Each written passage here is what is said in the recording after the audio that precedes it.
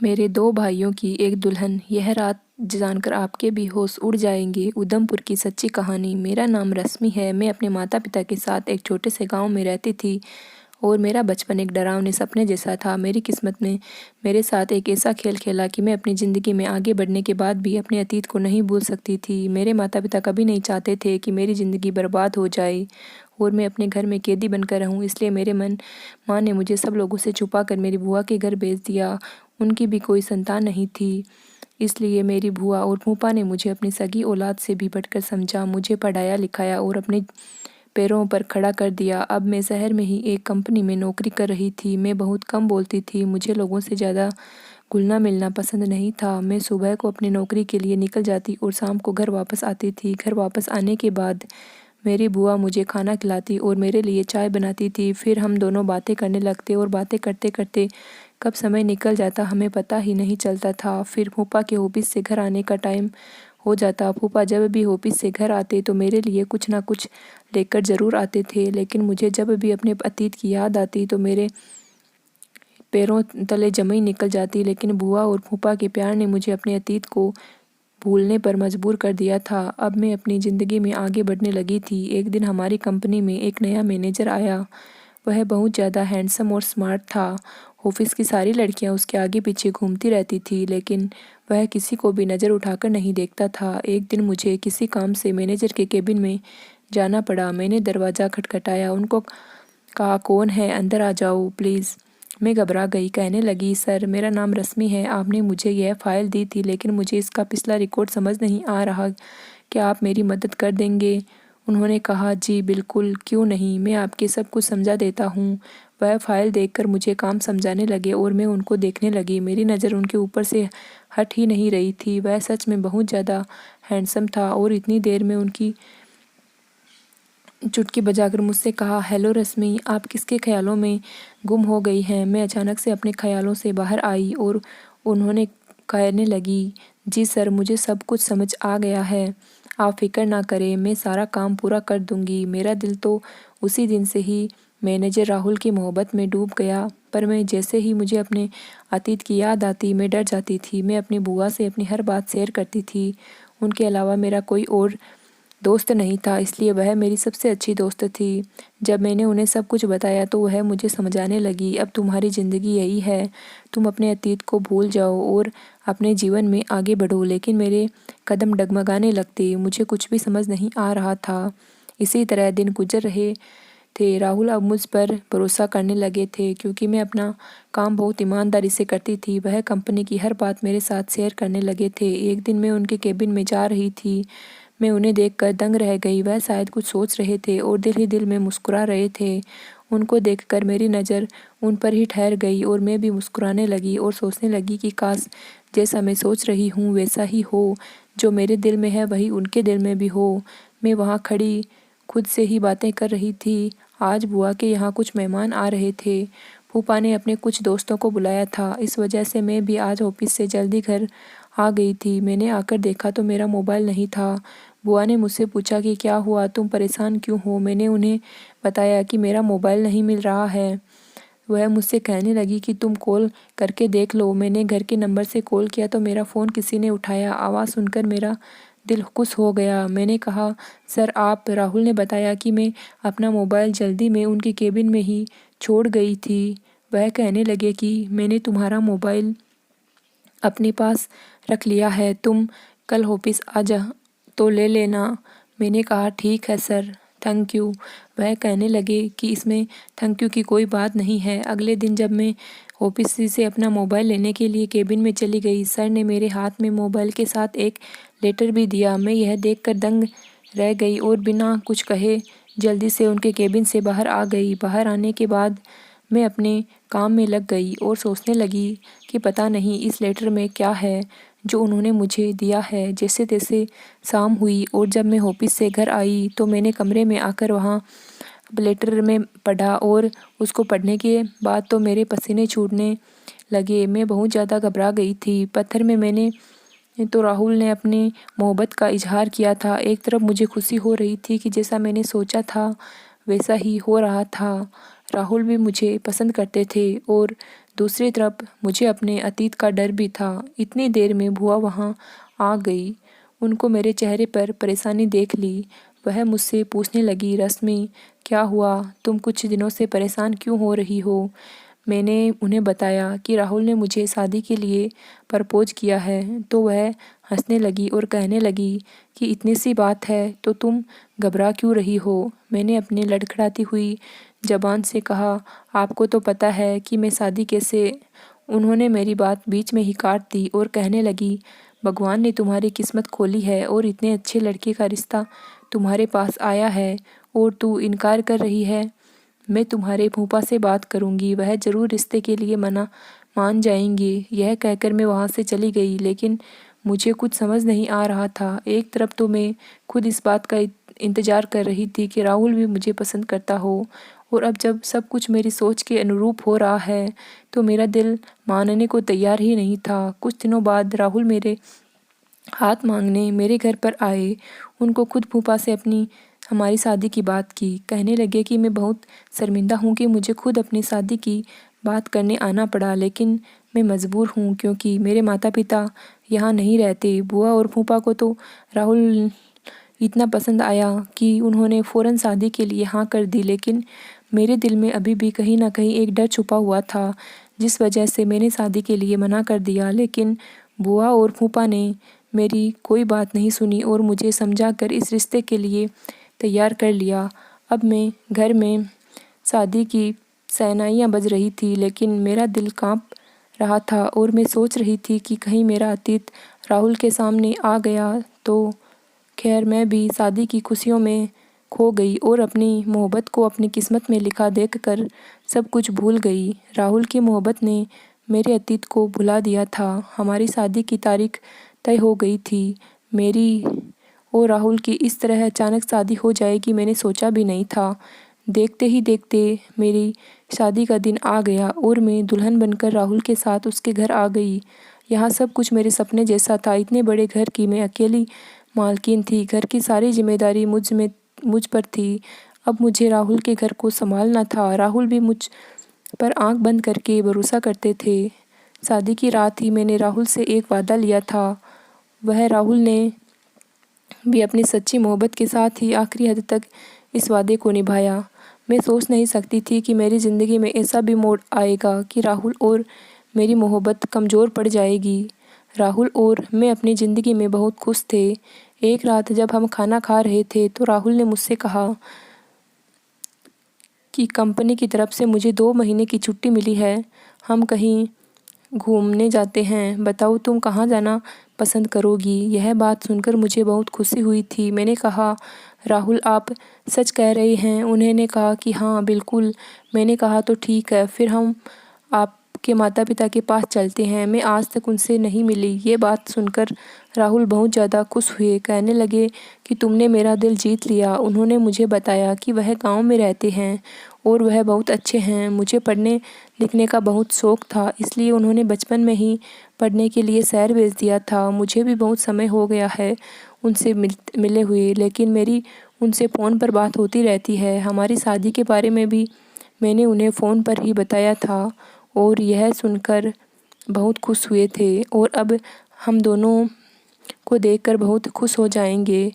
मैंने पैकिंग शुरू कर दी और राहुल ने ट्रेन की टिकट बुक कर ली। अगले दिन जब मैं उठी तो किसी ने दरवाज़ा खटखटाया। मैंने जाकर दरवाज़ा खोला तो बाहर एक आदमी खड़ा था। उसने मुझसे कहा कि यह टिकट है, राहुल सर ने भेजी है। मैंने उससे टिकट ले ली और अंदर आ गई। जब मैंने वह टिकट देखी तो मेरी आंखें फटी रह गई। मैं बहुत ज़्यादा घबराने लगी। इतनी देर में राहुल आ गए। वह मुझे देखकर बोले कि रश्मि कहाँ गुम हो गई, सब ठीक है? मैंने उनसे कहा कि हाँ सब कुछ ठीक है। मैं अपने चेहरे से पसीना साफ करते हुए उनसे बोली कि राहुल हम कुछ दिनों बाद नहीं चल सकते, अभी मेरी तबीयत कुछ ठीक नहीं लग रही है। राहुल मेरे लिए परेशान हो गए और मुझसे कहने लगे कि चलो हम डॉक्टर के पास चलते हैं। मैंने कहा कि बस थोड़ी सी थकान महसूस हो रही है, आराम करूँगी तो ठीक हो जाऊँगी। राहुल ने मेरे लिए चाय बनाई और मुझे दवा दी। मैं अपने कमरे में जाकर आराम करने लगी। मैं सोच में पड़ गई थी कि मेरे दिमाग में हज़ारों सवाल चल रहे थे। मैंने बुआ का नंबर लगाया तो बुआ का नंबर नहीं लग रहा था। अब मैं सोच रही थी कि मैं राहुल को कैसे मना करूँगी। आखिर मैंने ही उसे कहा था कि हम तुम्हारे माता पिता से मिलने चलते हैं। फिर मैंने सोचा कि हो सकता है जैसा मैं सोच रही हूँ वैसा कुछ नहीं हो, यह सब मेरा वहम हो। मैंने जानने के लिए पैकिंग शुरू कर दी। राहुल बहुत ज़्यादा खुश थे, लेकिन मेरा दिल पूरी तरह परेशान था। कुछ समझ नहीं आ रहा था कि मैं राहुल को कैसे बताऊं। ट्रेन का यह सफ़र मुझे किस मंजिल तक ले जाएगा मुझे नहीं पता था। मैं नहीं जानती थी कि अभी यह सफ़र कहाँ ख़त्म होगा। जैसे ही ट्रेन रुकी और हम ट्रेन से उतरे, मेरी आंखों के सामने अंधेरा छा गया और मुझे चक्कर आने लगे। राहुल ने मुझे संभाला और वही स्टेशन पर ही बैठा दिया। उसने मुझे जूस पिलाया और कहने लगे, तुम्हारी वाकई तबीयत ठीक नहीं है। मुझे तुम्हारी बात मान लेनी चाहिए थी और कुछ दिन रुक जाना चाहिए था, लेकिन फिर मुझे छुट्टी नहीं मिल पाती। मैंने कहा, ऐसी कोई बात नहीं है, मैं ठीक हूँ। मैंने बहुत मुश्किल से खुद को संभाला। मैं और राहुल स्टेशन से गांव की तरफ चले। मेरा दिल ज़ोर ज़ोर से धड़क रहा था, मानो जैसे मेरे कदम आगे बढ़ने को तैयार ही नहीं थे। जैसे जैसे हम राहुल के घर की तरफ जा रहे थे, मेरा दिल बहुत बेचैन हो रहा था। हम जैसे ही उसके घर के दरवाजे पर पहुँचे, डर की वजह से मेरे पसीने छूटने लगे। पता नहीं मेरी किस्मत मेरे साथ क्या खेल खेल रही थी। मुझे कुछ समझ नहीं आ रहा था। जैसे ही घर का दरवाज़ा खुला, मेरे कमरे पैर कांपने लगे। अंदर एक बूढ़ा आदमी था, वह राहुल के पिता। मैंने जल्दी से अपना चेहरा कवर कर लिया और खांसने का नाटक करने लगी। राहुल ने मुझसे पूछा, क्या हुआ? मैंने कहा कि कुछ नहीं। असल में मुझे बचपन से ही धूल मिट्टी से एलर्जी है और यहाँ गांव में धूल मिट्टी बहुत ज़्यादा है, इसलिए मुझे यहाँ अपना फेस कवर करके रखना पड़ेगा। राहुल बोले, चलो ठीक है, अंदर आओ। राहुल अपने पिता से मिलकर बहुत खुश थे। उन्होंने गले लगाया और प्यार करने लगे। अंदर एक बूढ़ी औरत जो राहुल की माँ थी, उनको देखकर भी मैं दंग रह गई। मैंने अपना चेहरा और अच्छे से ढक लिया। राहुल ने सबको मेरी एलर्जी के बारे में बता दिया।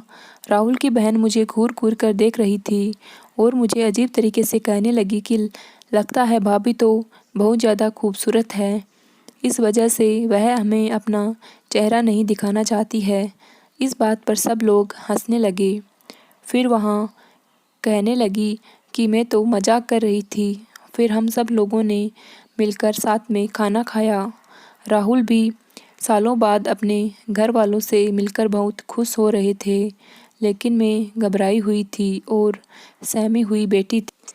खाने की टेबल पर सब लोग हंसी मजाक कर रहे थे। इतने में ही राहुल ने पूछा, रोहन कहाँ है? सबसे मैं आया हूँ, वह नज़र नहीं आ रहा। यह सुनकर मुझे सदमा लगा और मेरे हाथ से खाने की प्लेट छूटकर गिर गई। मुझे देखते ही राहुल की बहन बोली, लगती है भाभी अपने देवर का नाम सुनकर चौंक गई। राहुल की माँ कहने लगी, बस भी करो छोटी, जब से तुम्हारी भाभी आई है तुम तो उसके पीछे ही पड़ गई हो। वह कहने लगी कि माँ, मैं तो सिर्फ मजाक कर रही थी। राहुल के पिता ने बताया कि रोहन ने गांव के बाहर कुछ काम से गया है, उसकी भी शादी हो गई है। कुछ दिन में वह वापस आएगा। अपनी पत्नी को भी साथ में लेकर गया है ताकि उसकी भी थोड़ी सैर हो जाए। खाना खाने के बाद मैं अपने कमरे में आ गई और अपने चेहरे से अपना मास्क हटा लिया। अपने आप को आईने में देखने लगी। मेरे दिमाग में बहुत सारे सवाल आ रहे थे।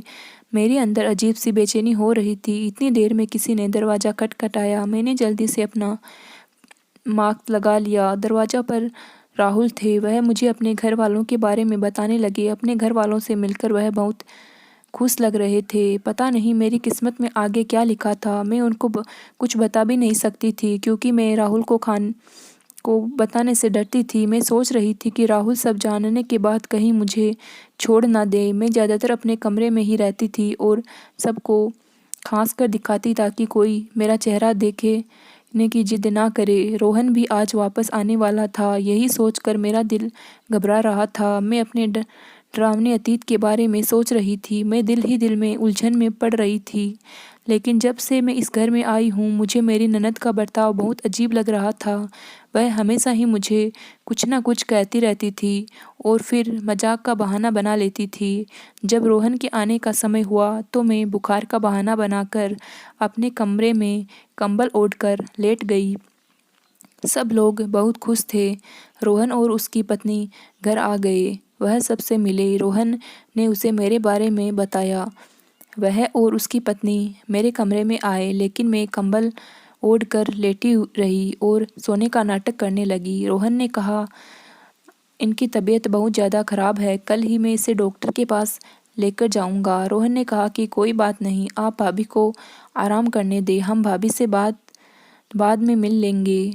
जैसे तैसे मैं अपना चेहरा पर मास्क लगाकर यहाँ रह रही थी, लेकिन रोहन के सामने आने से मुझे डर लगता था। जब घर में नहीं होता था तो मैं अपने फेस कवर करके सब घरवालों के साथ रहती थी, लेकिन उसके आने से पहले ही मैं अपने कमरे में चली जाती थी। एक दिन मैं अपने कमरे में बैठी अपनी ज़िंदगी के ख़तरनाक अतीत के बारे में सोच रही थी और दूसरी तरफ मैं सोच रही थी कि रोहन की बीवी कितनी खूबसूरत है और आदत की भी बहुत अच्छी है। अचानक मेरी ननद मेरे कमरे में आ गई।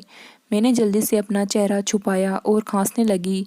वह कहने लगी कि आपको डर है, रोहन भाई की पत्नी आपसे ज़्यादा खूबसूरत है, इसलिए शायद आप अपना चेहरा नहीं दिखाती।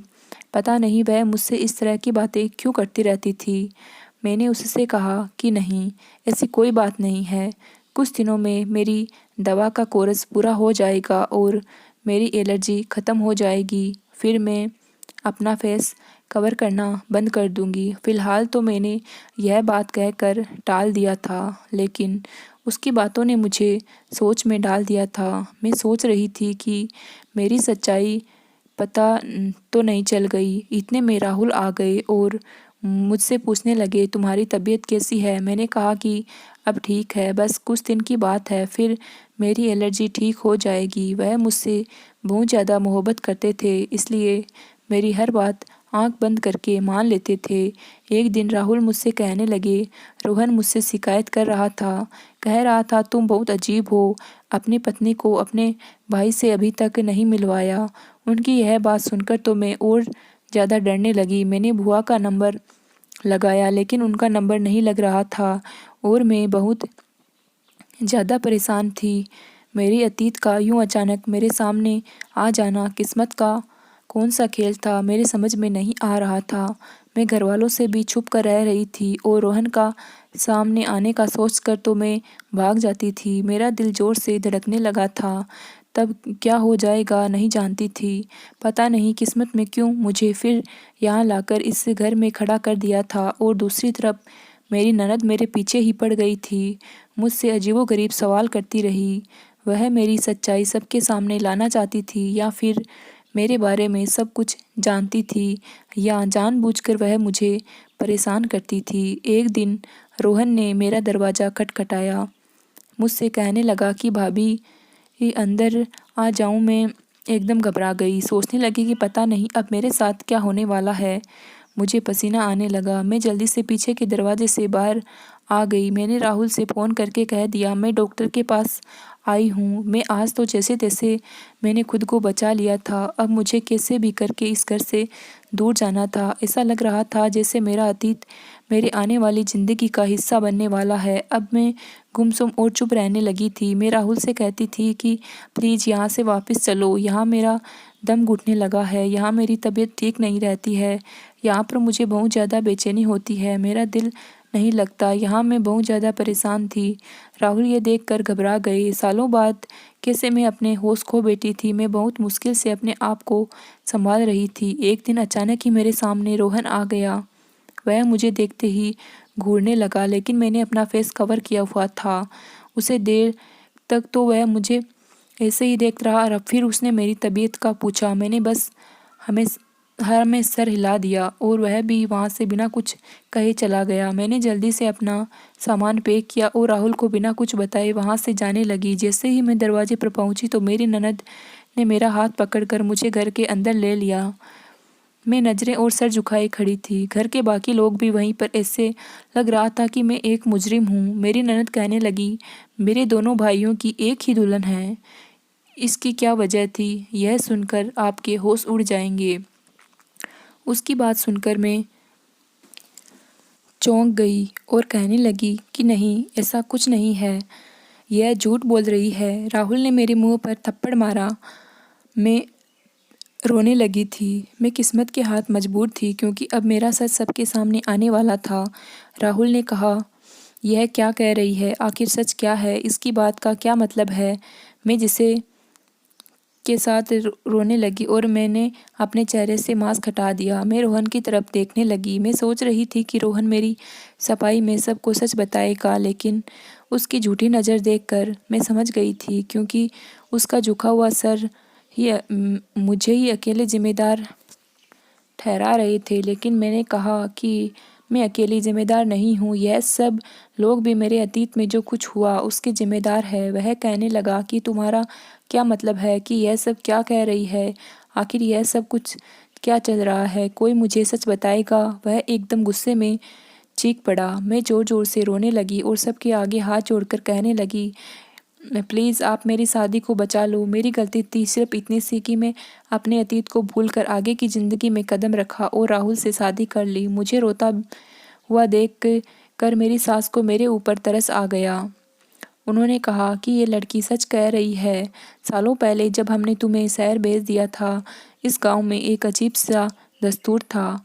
माता पिता अपने बच्चों की बचपन में ही शादियां कर देते थे। खासकर लड़कियों के माता पिता अपने सर के बोझ को कम करने के लिए अपनी बेटी की शादी बचपन में ही कर देते थे। इस लड़की की और रोहन की बचपन में ही शादी कर दी गई थी। लेकिन जब बच्चे जवान होते हैं तो वह इस बचपन की शादी को मानने से इनकार कर दिया करते थे।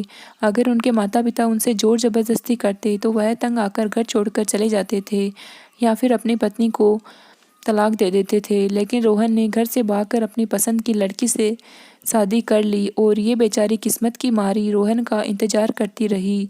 गांव वालों ने इसको ताने दे देकर इसका जीना हराम कर रखा था। यहाँ तक कि इसके खुद के घर वालों ने और रिश्तेदारों ने भी इसका साथ नहीं दिया और यह हमारे घर आ गई। लेकिन हमने यहाँ भी कोई चैन से जीना नहीं दिया और उसे दिन ब दिन रोहन ने भी इसको भुला दिया और कहने लगा मेरा इससे कोई रिश्ता नहीं है, और हमने इस लड़की को यहाँ से धक्के देकर निकाल दिया। यह बेचारी दर दर की ठोकर खाती रही। फिर मैंने रोहन को आगे का सच बताया और मैंने कहा कि मैं अपनी ज़िंदगी में आगे बढ़ जाना चाहती थी और कभी भी सच को किसी के सामने नहीं बताना चाहती थी। राहुल कहने लगा कि इतना बड़ा सच तुमने मुझसे छुपाया, यह सब लोग तुम्हारे गुनहगार हैं, लेकिन तुम मेरी गुनहगार हो। मैंने तुमसे सच्ची मोहब्बत की है और तुमने मुझे कुछ भी बताना ज़रूरी नहीं समझा। और तो और तुम मेरे भाई की पहली पत्नी हो। यह सब कुछ जानकर तुम कैसे मेरे साथ रह सकती थी? तुमने अपने साथ साथ रखा, मुझे भी इस बात का हिस्सा बना लिया। जब तुम्हारी पहली शादी हो गई थी तो तुम मुझसे कैसी शादी कर सकती थी? मेरी ननद सब कुछ जानती थी। मैंने छोटी को घूर कर देखा। इतनी देर में रोहन की पत्नी ने उसे जोर से थप्पड़ मारा और कहने लगी कि ये सब क्या चल रहा है? तूने मुझे धोखा दिया है, धोखे से मेरे साथ तुमने शादी की है। अब मैं तुझे तलाक दे दूंगी। मेरी ननद रोने लगी और कहने लगी कि आप सब लोग मुझे माफ़ कर दें, सारी गलती मेरी है। मैंने शुरू से ही भाभी का चेहरा देख लिया था और उसको पहचान लिया था। मैं उनका सच घर वालों के सामने लाकर उनसे बदला लेना चाहती थी। मैं छोटी को देखने लगी और सोचने लगी क्या बात, यह कौन सा सच बताने वाली है? वह कहने लगी कि रश्मि का भाई और मैं एक दूसरे से दोनों की से प्यार करते थे और दोनों की वजह से हमारी भी शादी नहीं हो सकती थी।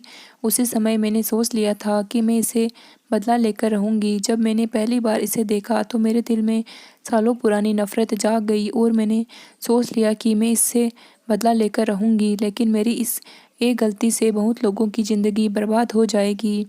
प्लीज़ आप सब लोग मुझे माफ़ कर दें। वह रोहन पर चिल्लाने लगी और उससे कहने लगी कि रोहन सच बताओ, तुम्हारी और राहुल की नहीं तो इन दोनों मासूम लड़कियों की ज़िंदगी बर्बाद हो जाएगी। अगर तुमने आज सबको सच नहीं बताया तो सब बर्बाद हो जाएगा। मेरी नज़र रोहन पर जमी हुई थी। उसके माता पिता भी बहुत ज़्यादा शर्मिंदा थे। रोहन की पत्नी भी उसको पकड़कर झंझोड़ रही थी। इतनी देर में मैं चक्कर खाकर ज़मीन पर गिर गई और बेहोश हो गई। कुछ देर बाद मुझे होश आया तो मुझे डॉक्टर की आवाज़ आई। मैं सबको बता रही थी कि आप सभी इनका बहुत ज़्यादा ख्याल रखें, यह प्रेग्नेंट है। मेरी आँख खुल गई और यह सुनकर तो मेरी हालत और ज़्यादा ख़राब होने लगी। छोटी और राहुल का मन माँ मुझे संभालने लगी। राहुल भी अपना सारा अपना पकड़ कर बैठ गया। ऐसा लग रहा था जैसे कयामत टूट पड़ी हो। एक ही लड़की, दो भाइयों की पत्नी कैसे हो सकती है? रोहन मेरे आगे हाथ जोड़कर कहने लगा कि मुझे आगे का सच क्या है, प्लीज़ बताओ। तभी मेरी ननद कहने लगी, राहुल भाई, रोहन गुनहगार है, इसने ही इसके साथ यह सब कुछ किया है और अब यह चुपचाप खड़ा है। राहुल ने गुस्से में रोहन को जोर से थप्पड़ मारा। रोहन जमीन पर गिर गया और रोहन के पैर पकड़कर माफ़ी मांगने लगा और कहने लगा कि मैं ही रश्मि का गुनहगार हूँ। उसने बताया कि सालों पहले जब मैंने अपने दूसरी शादी करने का सोचा था, उसी समय मैंने इसको तलाक का पेपर भेज दिया था। अभी यह मेरी पत्नी नहीं है, यह आपकी पत्नी है और यह बच्चा भी आपका ही है। बस किस्मत ने हमारे साथ यह खेल खेला है, मुझे और रश्मि को इस पाप से बचा लिया। रोहन मुझसे भी माफ़ी मांगने लगा और उसके माता पिता ने भी अपनी गलती का एहसास करके मुझसे माफ़ी मांगी। मैं रो रही थी। राहुल के दिल में मेरे लिए मोहब्बत जाग गई थी। वह भी जान चुका था कि अब कि सब में मेरी कोई गलती नहीं थी। मैंने तो सिर्फ अपनी माँ की कसम की खातिर सब कुछ छुपाया था। मेरा और रोहन के बीच में अब कोई भी रिश्ता बाकी नहीं रह रहा था। सालों पहले ही मेरी और रोहन की तलाक हो चुकी थी। मैंने भी सबको माफ़ करके अपना दिल साफ कर लिया। रोहन अपनी पत्नी से भी माफ़ी मांगने लगा और उसने भी उसे माफ़ कर दिया। अब हम सब अपनी ज़िंदगी में बहुत ज़्यादा खुश हैं। कुछ महीने बाद हम सब लोग शहर आ गए। अब हम सब लोग हंसी खुशी रह रहे हैं। मैंने एक बेटी को जन्म दिया था और रोहन के घर में भी एक बेटा पैदा हुआ था। रोहन के माता पिता को अपनी गलतियों का बहुत ज़्यादा एहसास था, इसलिए मैंने सोचा था कि वह अपने पोता पोती को पढ़ा लिखा कर गाँव की परिवार से दूर ही रखेंगे और हो सकेगा तो गांव के इस रीति रिवाज को ख़त्म कर देंगे ताकि आने वाले बच्चों की ज़िंदगी खराब ना हो। और ऐसा ही हुआ। राहुल ने अपने गांव जाकर सबको बहुत समझाया और इस रिवाज को ख़त्म कर दिया और आने वाले बच्चों की ज़िंदगी को तबाह होने से बचा लिया। गांव वालों की सोच बदलकर उनको अपने बच्चे की पढ़ाई लिखाई पर ध्यान देने को कहा। जब हमारे बच्चे बड़े हो जाएंगे तो हमने अपनी बेटी को देश से बाहर पढ़ने के लिए भेज दिया। पुराने और दकियानुसी रीति रिवाज इंसान की ज़िंदगी को बर्बाद करके रख देते हैं। हम अपने अतीत कितना भी भूलना चाहें, एक दिन वह हमारे सामने आ ही जाता है, लेकिन किस्मत का लिखा कोई नहीं बदल सकता। दोस्तों, उम्मीद करती हूँ कि आपको हमारी कहानी पसंद आई होगी। अगर आपको हमारी कहानी पसंद आई है तो वीडियो को लाइक करें। चैनल पर नए हैं तो चैनल को सब्सक्राइब ज़रूर करें। धन्यवाद।